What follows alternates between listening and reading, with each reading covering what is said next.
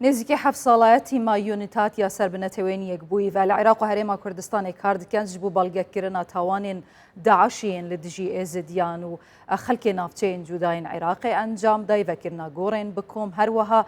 belgekirina wan tawanan heta ku çekdarên Daişî û darû destên wan bihêne sizadan û dadgehkirin بۆچی karên wan hatine rawestandin sedem çi ne divê demê de bi taybetî piştî dema wan ya destnîşankirî ku meha nehiya ev sal karên wan bi dimahît hatin pêşiye bi 6 mehan karê xwe rawestandin û êdî ji Iraqê derketin. پێشهاتên vê dikarin bibîte çima tirsî li ser belgekirina tawanên Daişî bi taybetî derheqê êzidiyan encam day bûçî hikûmeta Iraqê danpêdanê bi belgeyên Unîtadê nake bûçî ew dadgeha biryar bû bihête damezrandin nehate damezrandin û rêgirî kir lê damezrandina dadgehekê li Herêma Kurdistanê ji bo dadgehkirina Daişî û darû destên wan derheqî vê tawana hovane ya bi taybetî derheqê êzidiyan kirî. Ji hêjayê Siûd Mistû yasana Sû rêveberê giştiyê karûbarên êzidiya lê Wezareta Ewqafê dipirsim hêjayê Siûd gelek bi xêratiya Kurdistan 24 cariya pirsiyar ev ye bûçî hikûmeta Iraqê karên Unîtat li Iraqê rawestandin bi rastî jî wekî êzidî dibêjin mijar siyasiya û matirsiya li ser belgekirina keysên wan yan jî tiştekê dî heye xelkê asayî nizanît. ڕژ باش ئیمان خان بڕاستی ئەف بڕیارە بە کێشانە تیمە یونیتات شعراقێ دلگرانی و نەڕازیبوون لە کۆمەلگەهای ئێزدی و کەسوکاریان قوربانیا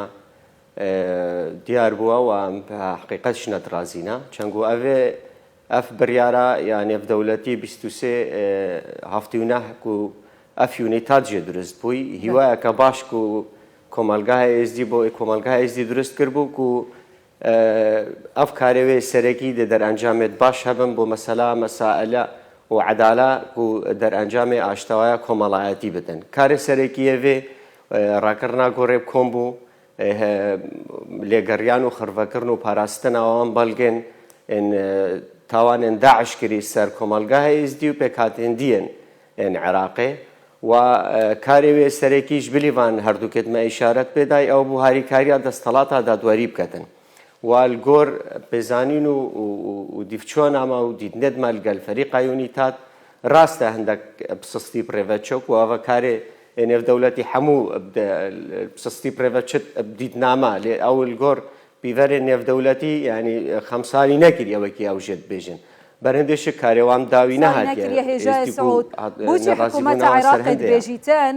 دناوە قاسی 7 ساڵان karên Unîtat li Iraqê hiç belgeyekê wan negehiştiye destê me. Ev didemekî de tîma Unîtat dibêjît me bi milyûnan belge kom kirine li ser tawanên Daeş li Iraqê bi taybetiye wên derheqê êzidiyan encam day. Bûçî ev du daxuyaniyên ji hev cuda.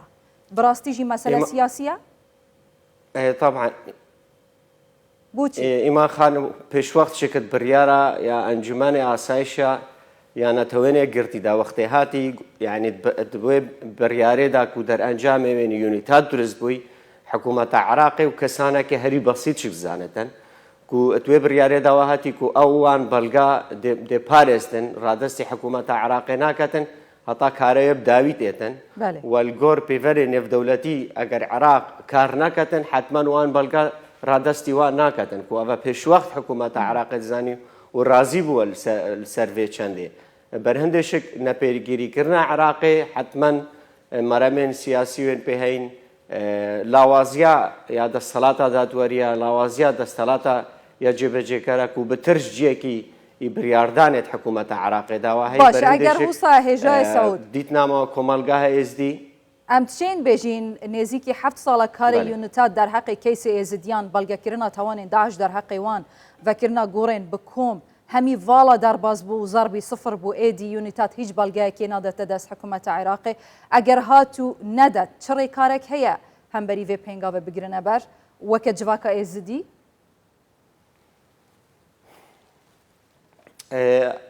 ڕێکارێن ما جوواکە نێودەوڵەتیان فشارێت بخینە سەر حکوومەتە بەغدایەک و ڕازی بدەن هاریکار بتل گەل یونیتات وەکی چاوە حکوومەتە هەرێما کوردستانێ ئەمی تاریکار بووینە لەگەل فەریقا یونیتات بۆ ئەم گەهینە داویا قوناغا کۆمکردنا بەڵگا و حتمما ئەگەر نا یعنی ئەگەر بڕیار هۆسا بتن و بەغدایە مسر بتن و الگۆر پیڤەرێ نێودەوڵەتی کار نەکەتن یونیتات و جڤاکە نێودەوڵەتی ئامادەنینە ئەوان ملیۆن بەڵگا سەروان تاوانên داعش ئەنجامداین دژی کۆمەلگای ئێزدی و پێکانی دی ڕادستی حکوومەتە عراقی ناکات و فعلا شک ئەو زەحمەت و کارێ هەم کۆمەلگای ئێزدی لەگەڵ فەریقا یونیتات دەرئەنجامێت باش هەبوون و هەم ئەو هاریکاریە حکوومەتە هەرێما کوردستانی لەگەڵ فەریقا یونیتات و ئەو هەموو بەڵگنا في صفر بن و سەر و شنو حکوومەتە عراقی وێ بەنیازیە کار بکەن سەرڤێکەی سێ و بدیت نامە ئەڤەژی نیەتەکە یا خراپە پێک و ئەڤە دێ هەر زڤڕینتە سەروی ئەساسێک و گۆر یاسایە دژە تیرۆرێ 2005 کار سەر بکەن و ئەڤە پێچەوانەی خواستە کۆمەلگای ئێزدیە خواستە حکوومەتە هەرێما کوردستانیە خواستە جڤاکە نێودەوڵەتیە چەنگۆ ئەوە هاتیە سەرێ ئێزدیا کۆمەڵکوژی بوو تاوانەکە نێودەوڵەتی بووش دەرڤەی سنوورێ دووەلیە عراقی هاتە سەرێ کۆمەلگای ئێزدی و هەموو داخوازێت ئێزدیا حکوومەتە فیدرال و جڤاکە نێودەوڵەتی ئەوە و محاسبە بێتەکردن محکەمە بێتەکردن پشتی vê قوناغا کۆمکردنا بەڵگا و ئاشتەوایە کۆمەڵایەتی بێتەکردن ئیمان خان ئەگەر نا ئەف پێنگافنانەی نەهابێتن فبەردەوام نا تاکە مرۆڤێ ئێزدی نا کۆمەلگای ئێزدی هەستب هەندێ ناکاتن و جارەکە دیڤەکەرتە سەرجی و وارێخۆ و تووشی کۆمەڵکوژیە نەبێت. هێژای سەعودەڤە دەمەکیدایە لە عێراقیجی هیچ یاسایەک بوو سزادان و دادگەهکردنا داعشی و دار و دەستێن وان و هاریکاریان وان کەسێک و هاریکاریە وانکردی نەهاتیە دەرێخستن دادگەهێکە تایبەت بە دادگەهکردنا وان تاوانباران لە عێراقی نەهاتیە دامەزراندن و ڕێگیری کرد لە دامەزراندنە دادگەهێکە بڤی ڕەنگی لە هەرێما کوردستانێژی ئایا بوچی ئەڤەت هێتەکردن بوچی عێراق vêt کە دەمەکیدا کو هێژی یاسا قەرەبووکردنا قوربانیên دەستێ داعش جێبەجێ ناکات. يعني مخابن إرادة سياسية درست نينا البغدايك و إزدي وكمالجا إزدي وكهولانتين عراقي يعني بشافكي بري خبدته وقومان تدانينا كلاوازيا حكومة عراقي ونبوتا دان دوسيا يا مروفاتيا يا كو إزدي توجبوينه هم شروع مروفاتي وكو أفا سري چندين سالة خلقي ما تقريبا هفتو بين صدي أواربوا وجیانەکە یا سەخت و دژوار دەرباس کات هەم 20 سەدێ دەولەت سەرێ ئەوێ خەمساریە حکوومەتە عراقێک و ئێزدی بێهیوا بووینە و کۆچی دەرڤەی وڵاتی کردیان و هەم مانە قەزا شنگارێکە تاکە ناوچە عێراقیە پشتی ڕزگاربوو ناوێ سەردەستێ پێشمەرگێن قارەمان کوما جیەکی جیێ ناکۆکیەکە یا سیاسی یا سەربازی تایبەت شک ئەو بارودۆخێ دروست بووی پشتی 2017 بەرەندێشێک مخابن دەستێن نێودەوڵەتیە تێدا ئەجندای نێودەوڵەتیە تێدا و کەیسا کۆمەڵکوژیە ئێزدی بەرەب ئاقارێکی نەخ گۆر خواستە کۆمەلگای ئێزدی بدن و هەموو ئاماژە بۆمە هەندێک دەنگوان بێتە بتنێ لوێ یاسا تیرۆرێ کارە کۆمەڵکوژیە ئێزدیا بکەن وأف عفو عامد دركفن جارك دي أو داعش ودار داعش وتاريخاريا داعش برب في عفوا يا قشتيب كفن كو نو كارسرية تكرن وأو دري خستنا يا جنا بغدادي وكيجا بغدادي وكسكارة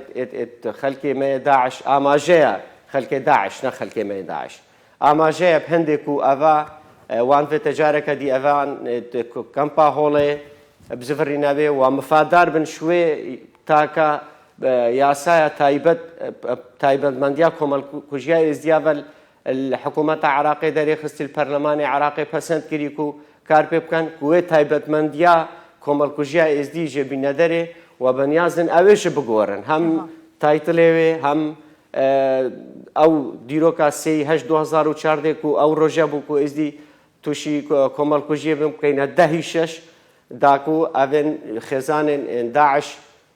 مفادار بنشفي چنده مخابن يعني ملفه ازدياد تجارة نبوة جيه بوتدانا يا مجد حكومة بغداد دا